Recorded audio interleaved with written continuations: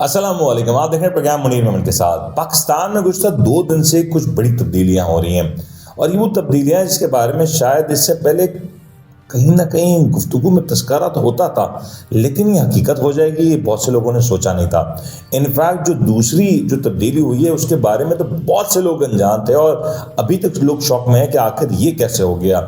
और ये हुआ तो उसके पीछे कुछ ना कुछ वजह तो होगी। दूसरे ने बात सुप्रीम कोर्ट की एक बड़ी अहम समात है, उसके ऊपर ही बात करेंगे। वो तहरीक इंसाफ की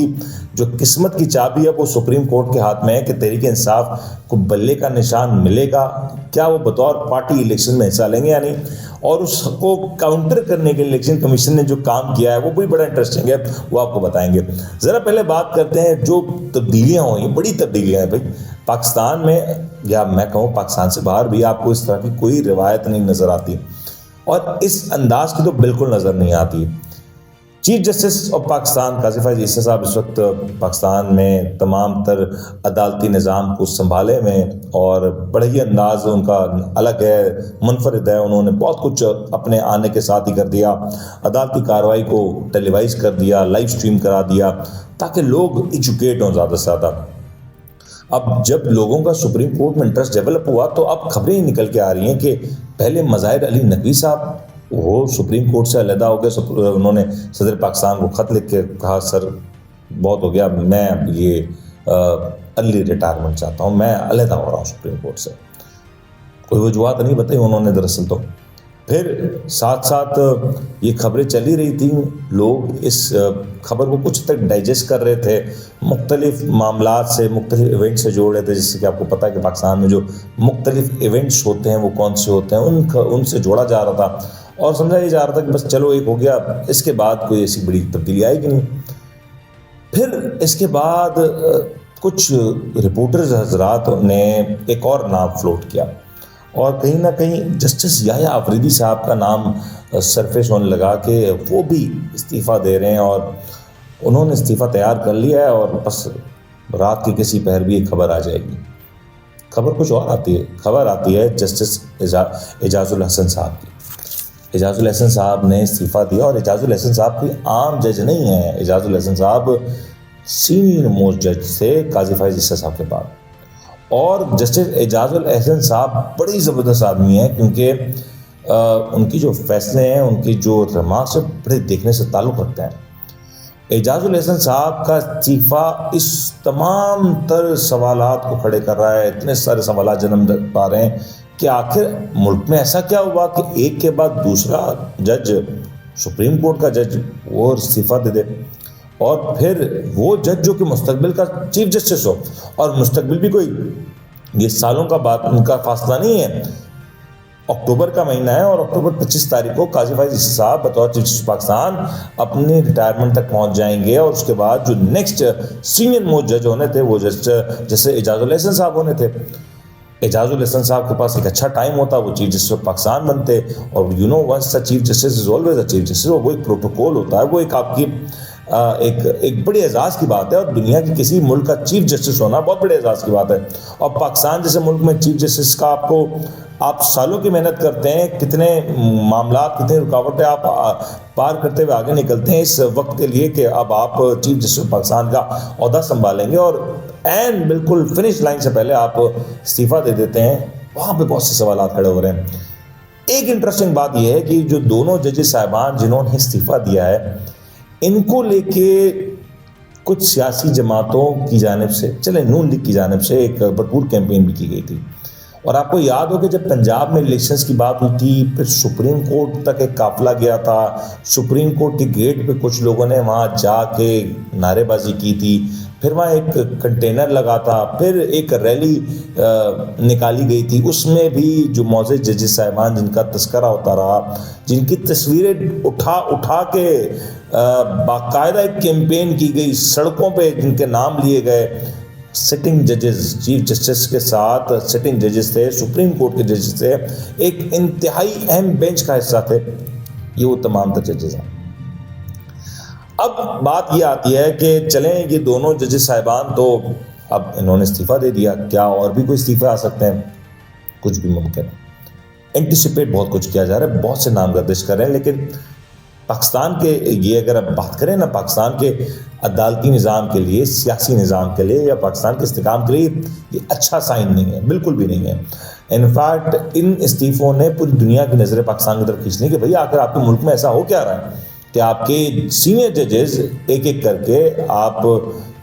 सुप्रीम कोर्ट से अलहदा हो रहे हैं। दूसरी जानिब इलेक्शन कमीशन का किरदार पूरी दुनिया के सामने है, वहाँ पे आपकी एक बड़ी सियासी जमात वो गिला करती है, फिर सेनेट अलग करारदाद पेश कर देती है, फिर ये सारे मामला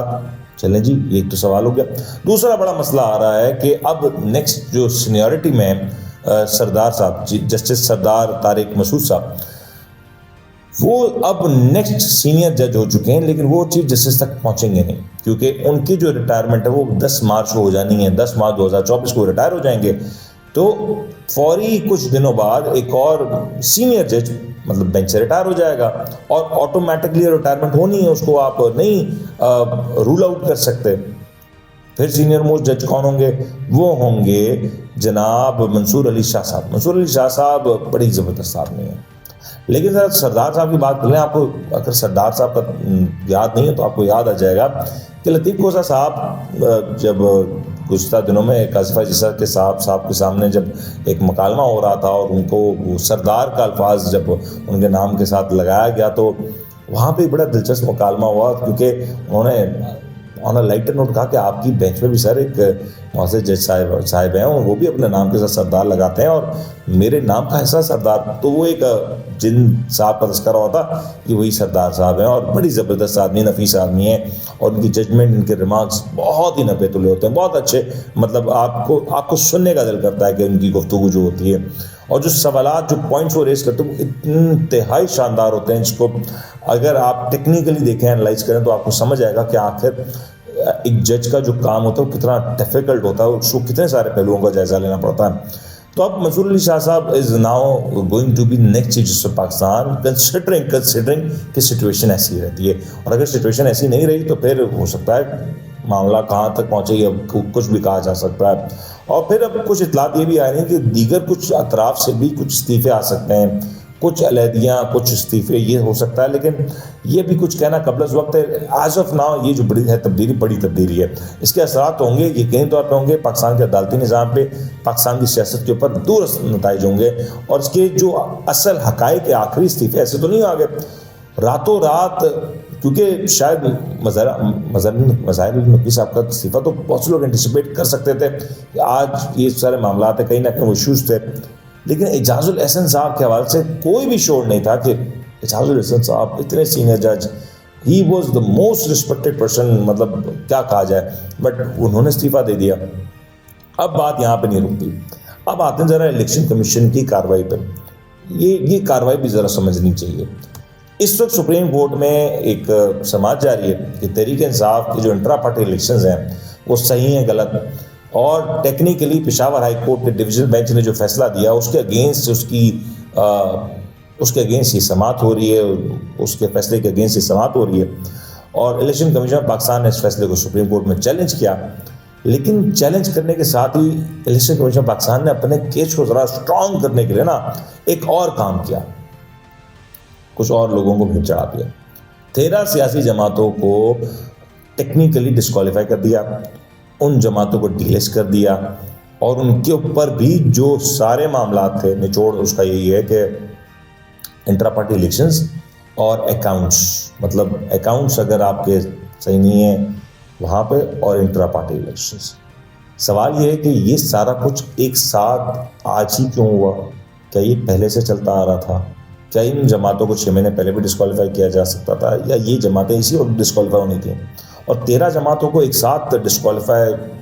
कैसे? पहले उनको कोई इंटीमेशन हुई, नोटिस हुए अकाउंट्स के हवाले से, इंट्रा पार्टी इलेक्शंस के हवाले से? That is again a very valid question. लेकिन ये जो आज काम हुआ है, ये कहीं ना कहीं सुप्रीम कोर्ट में इलेक्शन कमीशन ने अपने मामले को स्ट्रॉन्ग करने के लिए, दूसरा तहरीक इंसाफ ने बड़ी ज़बरदस्त अपने केस को डिफेंड किया और कहा कि भाई हमारे जो इंट्रा पार्टी इलेक्शन है आईन पाकिस्तान के बिल्कुल मुताबिक है, आइन मुताबिक है, और अगर कहीं कोई सुकम है तो वो हमारे पार्टी आइन की बात है, और पार्टी आइन में गुंजाइश है जिसकी बात हो रही है, वो गुंजाइश भी हमें पता है कि किस हद तक पाकिस्तान में जो सियासी जमातें हैं उनका किस अंदाज से इंट्रा पार्टी इलेक्शंस होते हैं, सारी सियासी जमातों को सिवाय चंद को छोड़ के सभी का कुछ हाल ऐसा ही है। फिर एक सवाल बड़ा इंटरेस्टिंग ये भी उठाया गया कि सारे लोग बिला मुकाबला इलेक्ट हो जाते हैं इंट्रा पार्टी इलेक्शन में, तो तहरीक इंसाफ अकेले में तो नहीं होता है, बहुत सी जमातों में शायद सूरत हाल ऐसी होती है। अब जो अदालती कार्रवाई क्योंकि इस वक्त जारी है, इसके ऊपर कमेंट करना थोड़ा सा अर्ली होगा, लेकिन नताइज काफ़ी हद तक सामने आ रहे हैं।